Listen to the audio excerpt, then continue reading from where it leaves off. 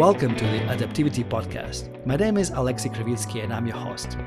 In this podcast series, we're going to meet thought leaders and practitioners from the field to learn more about adaptivity. And then we're going to go deep into specific practices that you can use in your organization, in your department, in your team to strive for a state of higher adaptivity. Stay with us. Okay, welcome everybody to the Adaptivity podcast, to the new episode. And today we have our special guest, Cesario Ramos.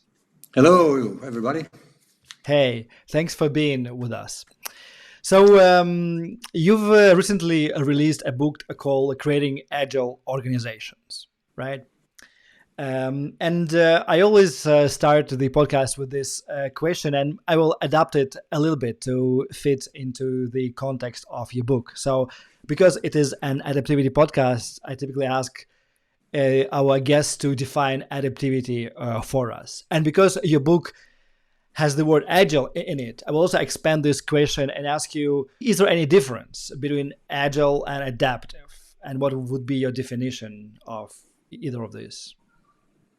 Wow, that's a very good question, Alexei.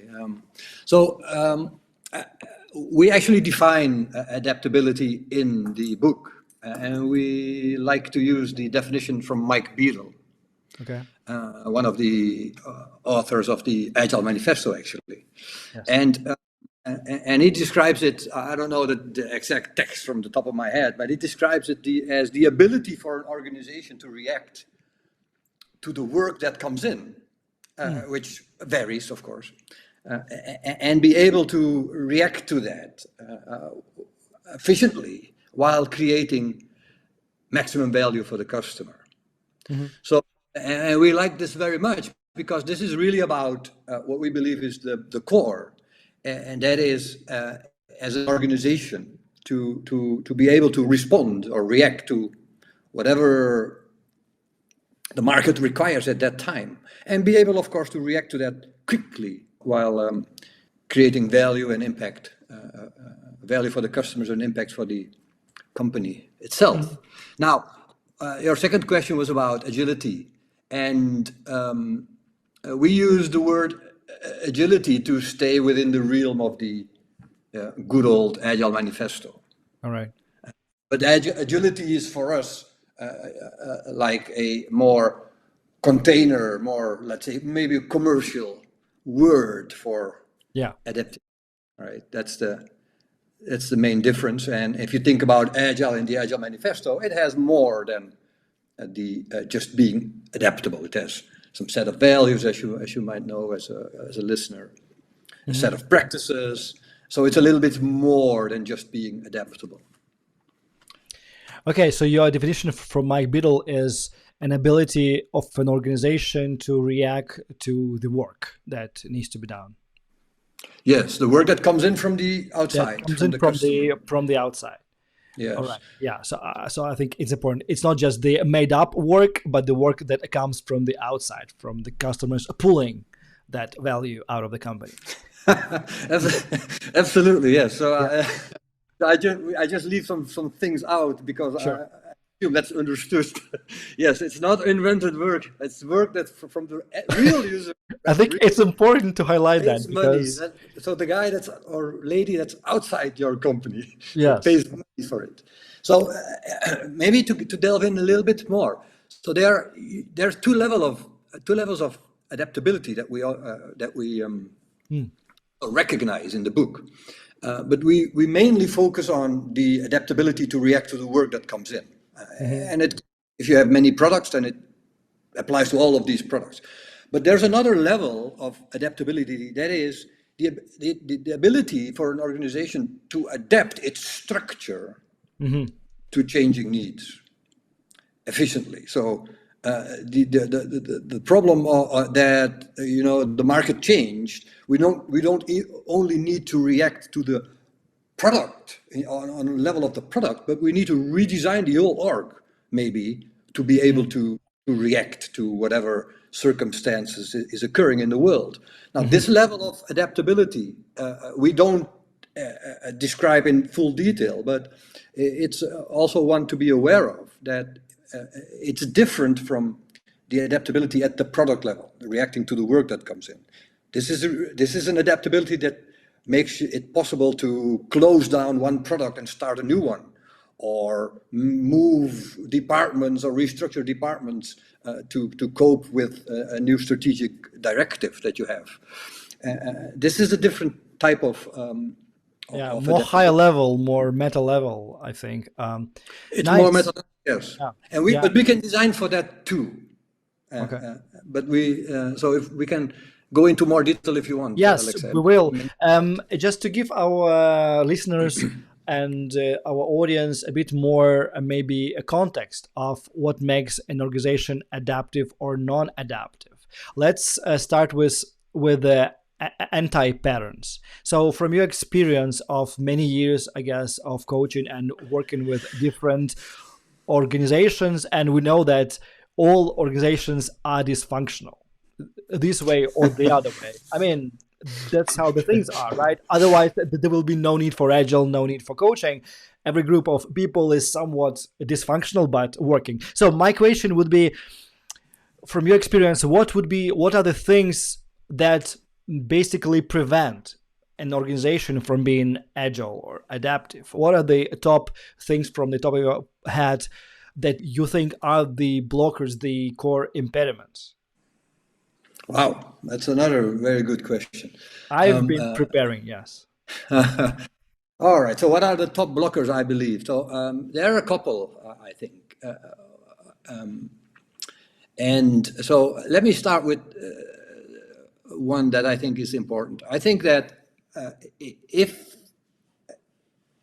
an organization wants to be adaptive and they focus on teams or small groups, so maybe 2-3 teams, but each of these teams just focuses on a part of the product, and they believe that if we optimize these teams or these small subgroups of teams, and we get these teams really, really high performing and really, really agile, these individual teams, then as a result, we will be adaptable at a larger scale.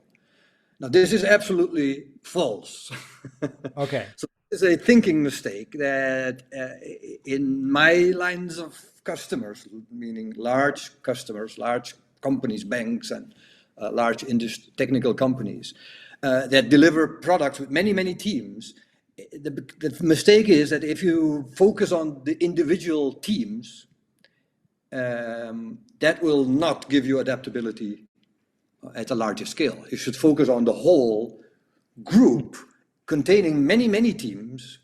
And once you have that, identified which teams that are, you can then optimize this whole group as a whole instead of the individual parts. We can delve into that also in detail. The second one is that this is more software specific, that even if you have all these teams working together because you identified them in a group and they all do whatever framework you want to do and they are all happy and doing stuff together, if their technical practices, so if their engineering practices like CI, continuous integration, like their deployment pipelines, like their code quality practices, like their test harnesses that they have, if they are very poor, like barely to non-existing, then all the group hugging and sticky notes and whatever processes you do, it's also useless. So these two aspects, focusing on parts of a product instead of the whole product, and then optimizing the parts instead of the whole, and not focusing enough on the technical practices, I think these are two very important aspects that prevent organizations from being adaptable. You said the thinking mistake is to be focused too much on local aspects, on individual teams or subgroups. of teams, right? But I mean, how do you define a larger group of teams, right? I guess I'm switching the discussion now slightly to practices, or maybe even some examples, case studies, if you have in mind. Like, if you can give our audience some kind of examples, what would be not small already and a large enough group of teams, or a large enough size of a product group. I think you use that term, a product group, in which you can do change. It's not huge, it's manageable in terms of change, right? It's not like thousands of teams, but it's already not small enough, so you don't have this issue of local optimization. So how do you define those product groups?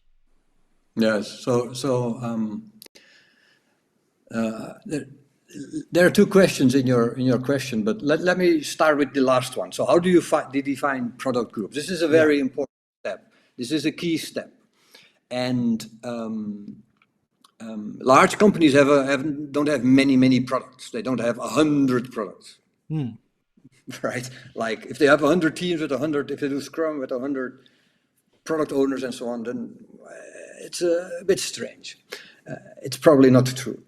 These product owners are probably product part owners, as we call them. They work on a. But anyways, so how do you define a product group? So if we go back to the Beadle definition, so it must be reacting to work that comes from outside, from an outside customer or user, or right. So we define a product group by starting with the end user, knowing the needs or problems that we need to solve or satisfy for this end user. And maybe we have many end users, of course, many segments of end users, as we have a big product, probably.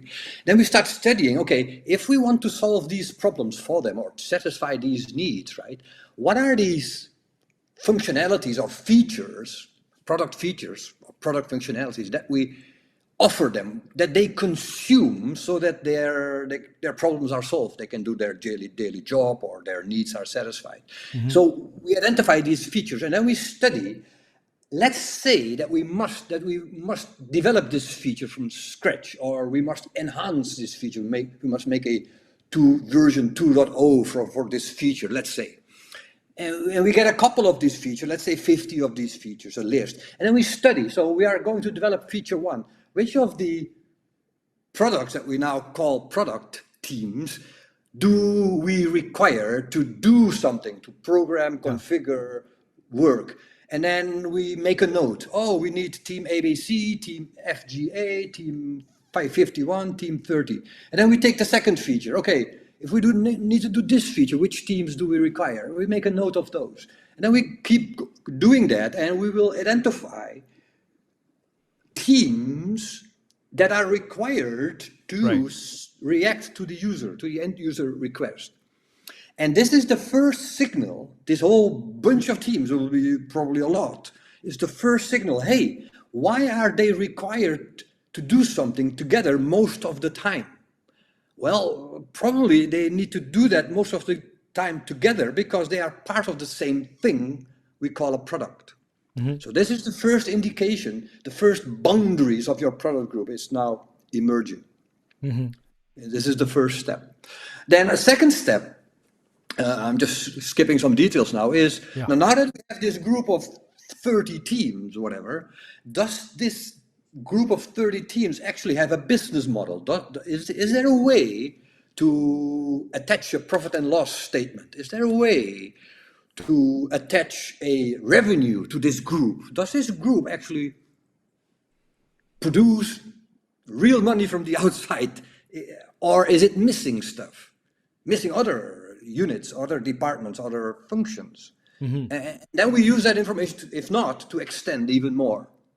And I guess this second extension is more towards some kind of a business functions, right? Is it true? Yes, we could be missing sales, or we could be missing marketing, we could be missing legal, we could be missing other stuff, other groups, to make it a whole unit that can actually satisfy the customer, as Mike Beadle said, while maximizing value. So it must be together.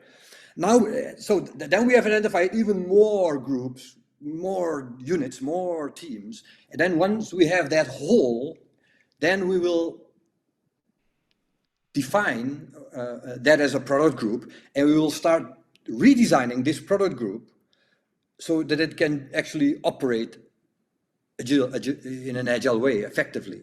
And that means, of course, that we have to make trade-offs. Well, maybe it's become too big. What do we need to, which units can't we incorporate right now? Which ones should we incorporate? Yes, because they are super key, and so on. So then it becomes a detailed design exercise. But the key point I want to make is you start with the whole system by identifying the boundaries of the whole system, and then you will improve only the parts of the system if they also improve the whole of the system, instead of starting the design with all these individual teams and then seeing how we can make something work out of these individual groups. No. That's analysis. We do systems thinking. We identify the whole first, and then improve the parts of the whole after we know what the whole is.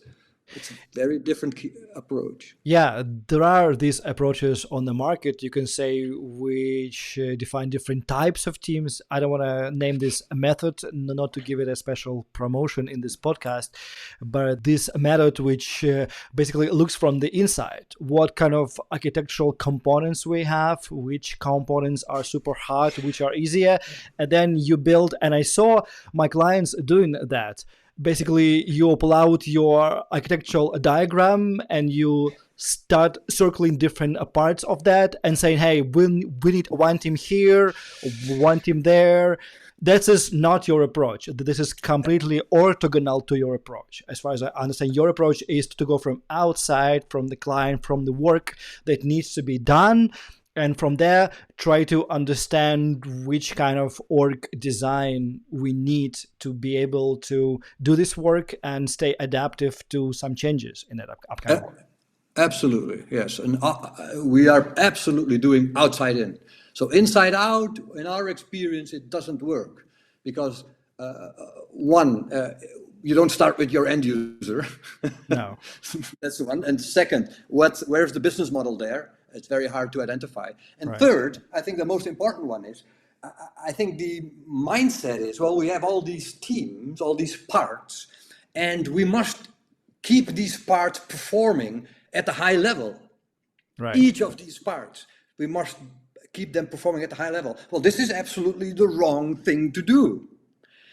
You cannot have all the parts being at high performing, because if you do that, the performance of the whole will go down. This is a simple systems thinking law that if you want to improve the whole, one or more of its parts must be sub-optimized. You see, you can't optimize all the parts and then optimize the whole. It doesn't work that way. So this approach, whatever it is, it's a nonsense from the sense that I want to be adaptable. Yes. At a large scale for end user work. It's maybe adaptable for internal work, probably it is, but not what we are aiming for, adaptable at the end user level. Yes. Thanks. And I will now play the devil's advocate a little bit to maybe help us to uncover some more hidden aspects of that approach that you're describing. So let's assume you've done this exercise. You went from the client needs, from user journeys, from service design, whatever you call it, I guess from outside in.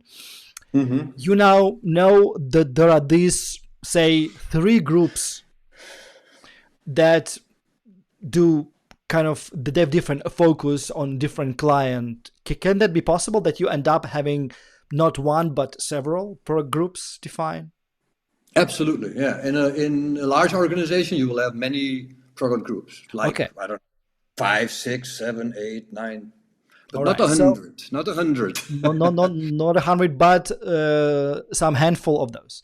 So yes. I guess the difficult question, and I'm working with my clients, and this is the question which triggers a lot of hard discussions, right? And I would like us to bite a little bit into that subject with you, is that, okay, if there are n like handful of these product groups identified.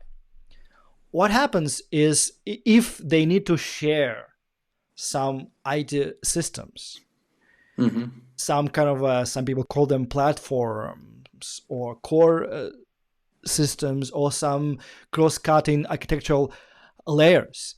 Because if you would ask typically like somebody at the level of an IT manager who is responsible for delivery of that specific platform, they would typically say, hey, I need several teams to have this focus to work full-time on this platform because it's a lot of code, it's a lot of complexity, we need to make sure it's stable, yada yada yada. And now Absolutely. are you saying that basically every of this group needs to have capabilities of changing, running, delivering, operating that platform? And if Okay. yes, how do you deal with this cross-cutting concerns? Say an example would be you've identified 5 groups and all of them use one specific, say, payment platform or a payment hub or whatever you call it. How do you deal with this situation? Yeah. Yes, yes, that's a very common question and a very common, very recognizable. This happens all the time, especially when it comes to payments in banks. And yes, so let me try to explain this topic, and we can delve deeper and deeper if you want. I want to first mention this. So. In what we believe is right, you first must study what's going on. So we're not talking about a dependency on let's call it a platform for now. So let's assume, because in general it doesn't work, like that's why we don't appreciate frameworks that much. So let's assume for product group A, we have 5, product group A. For all the features they need to do, 90% of the time, so 9 out of every 10 features, it can only be completed when something is changed in this platform group. So let's say this is true. So by far, most of the time, they cannot deliver anything of any use without the platform group doing something. Now, this is a no-brainer. If your goal is to be adaptable, then this product group A must have capabilities to program on this platform. Yeah. Now, let's say the other way. If it's only 20% of the time, so 80% of the time they can actually react to the customer and deliver value, then maybe, it's not needed at the moment. Maybe there are other problems that are much higher, give much bigger value. Yeah. So first of all is, what is let's call it for simplicity now, the strength of the dependency. Right. All right. That will determine, do we need to have that capability, yes or no? So that's one thing. And this boils down to, there are more dependency types. I'm just keeping it short now, but this is one. So what is the strength of the dependency? The second one is, so this platform group, right? Why does it have to change all the time, 90% of the time, for group 1? This is an interesting question. Now, is it because it contains, so it means, is it because the platform group contains product-specific functionality? So it contains product-specific functionality of product A, specific functionality of product B, etc. If that is the case, we say, well, maybe you should think about removing product-specific functionality into the product group. So basically creating a better abstraction of that platform from the business logic.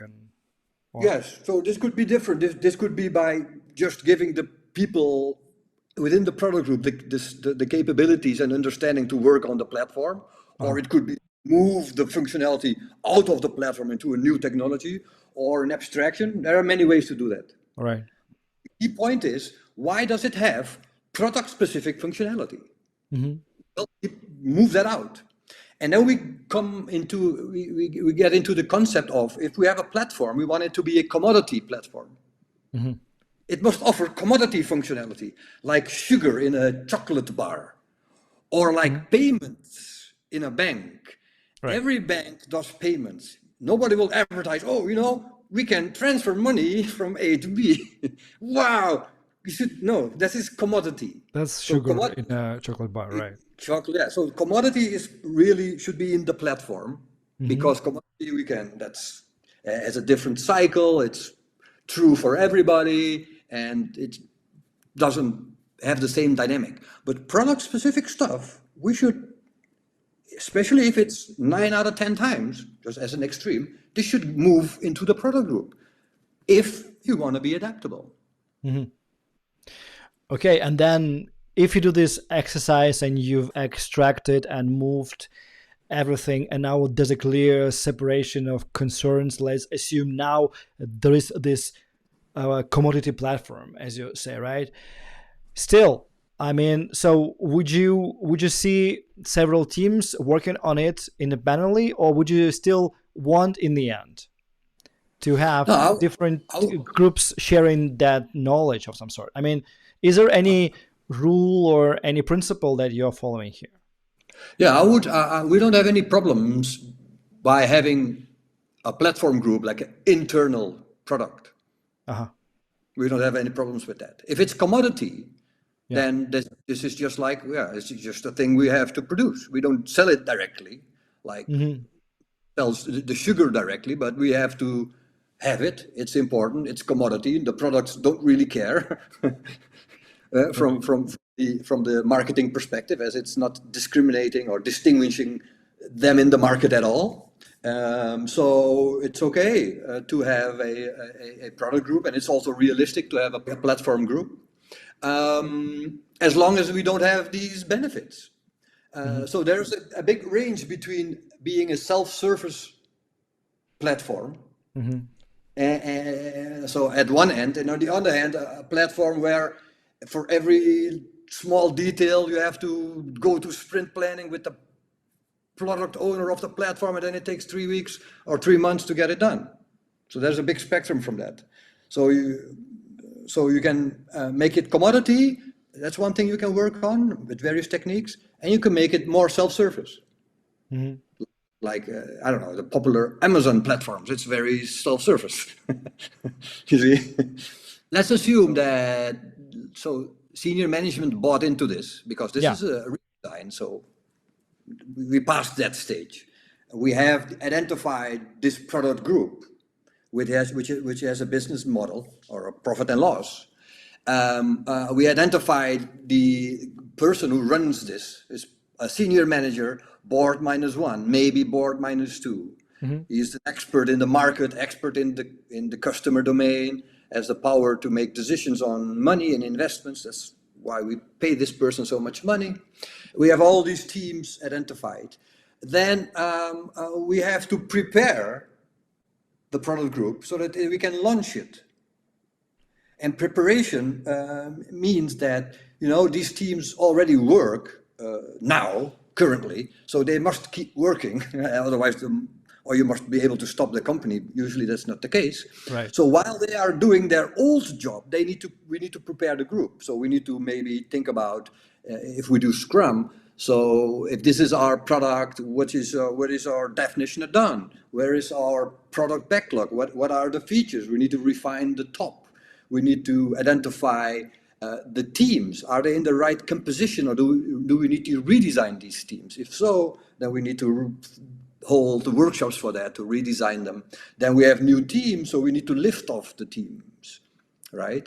And then we have to, we need the teams, because otherwise we are not able to refine the product backlog, for example.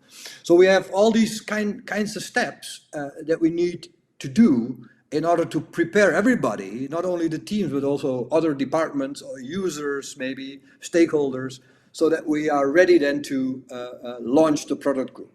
Do you have any timeline in mind, how much time it takes to prepare? Because I guess this will be on the minds of people who are listening to you. You've listed quite some preparation. So, but from your experience. Yeah, so this is a very good question. And I have never seen it or done it with in less than 3 months. Less than 3 months. Okay. Yeah, and I'm talking after senior management says, well, we think this is a good idea. So we already did the study, we already talked with the teams, we already did the product definitions, and the teams agree that this is a true product definition and so on. But then between that point and the launch, 3 months is very fast. I've had senior managers who said, well, we can't wait, it must be done in a month. And then it doesn't work. And then even if you do it, then you need to do 3 months or 4 months of repairing the damage. So it's still the 3 or 4 months. And that's because, one, the teams still need to do their work. Okay. If we could stop everybody and say, well, let's close these 200 people and let's put them in a room for 2 weeks, then we're done in 2 weeks. But they usually need to do their work. So that's one of the reasons. And the second reason is this will only work if the teams and everybody else involved, I'm just using teams for brevity here, if all the people involved actually build this with their own hands. So it doesn't make any sense to come in as an external and saying, or an internal saying, well, this is the way we're going to work and so on. And because then they will not own it, they will not buy it. And you will have to do damage repair 2 months after the launch.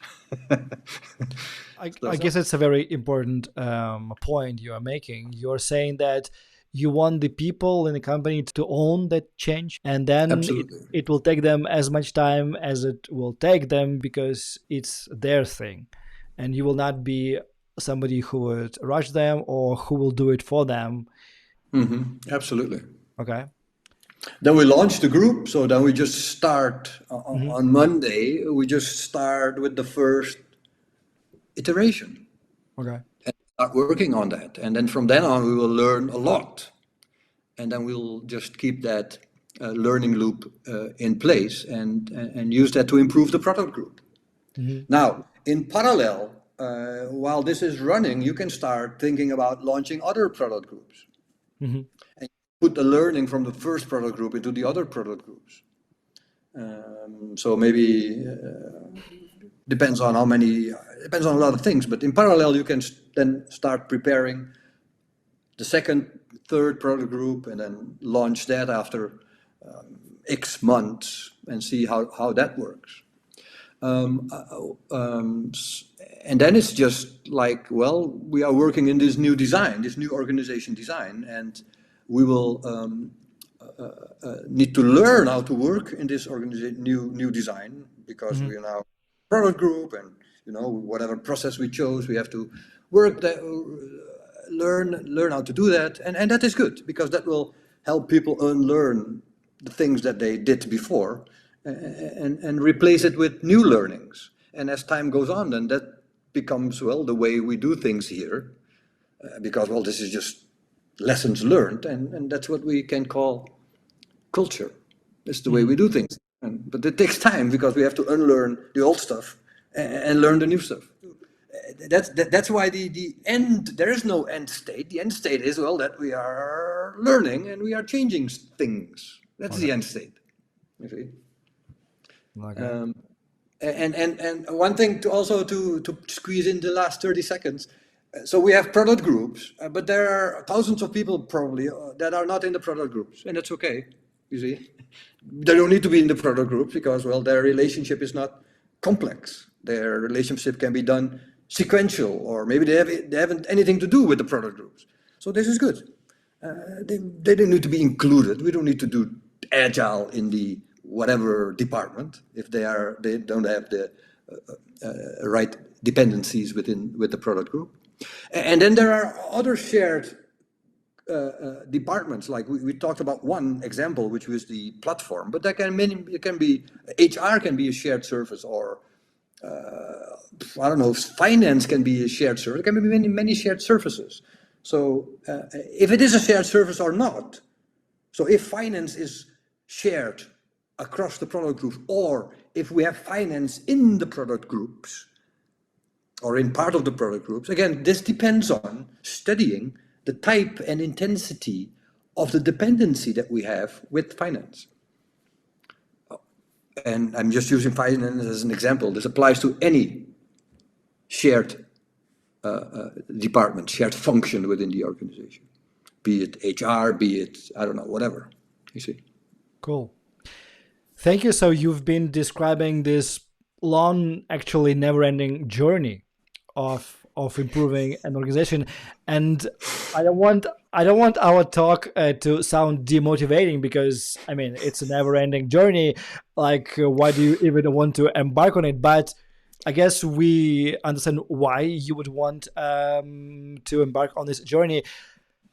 How to make first steps. So at the end of our podcast, could you share some things to make people want this change and make people do some small first baby steps?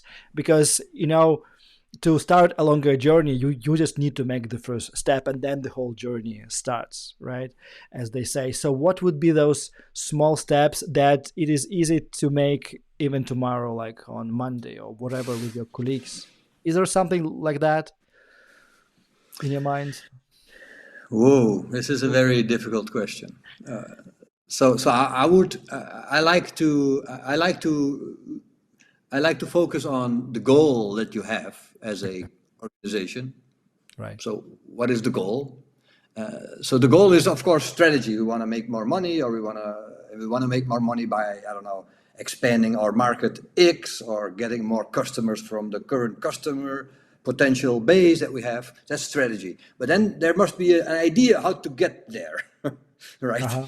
Now, and if one of the ideas how to get there is to have certain capabilities, like, let's group them under one name, capabilities of adaptability, if we need those kinds of capabilities, then that could be a good source to then start there and investigate why we are not having it at the moment.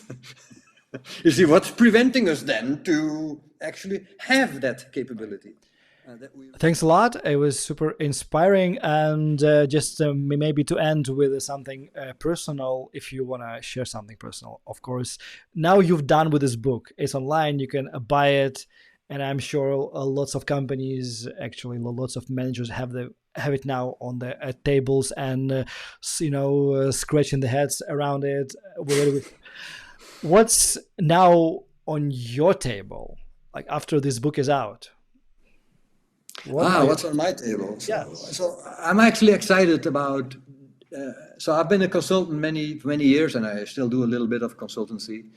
But I'm actually excited to build a product around this. Okay. And this is super cool, and it motivates me again. So I'm occupied with that. Building a product around this, creating Agile organizations product, which includes some training, includes some coaching, and making sure that people know about this and they can use it to their benefit. Okay. So that's what drives me these days.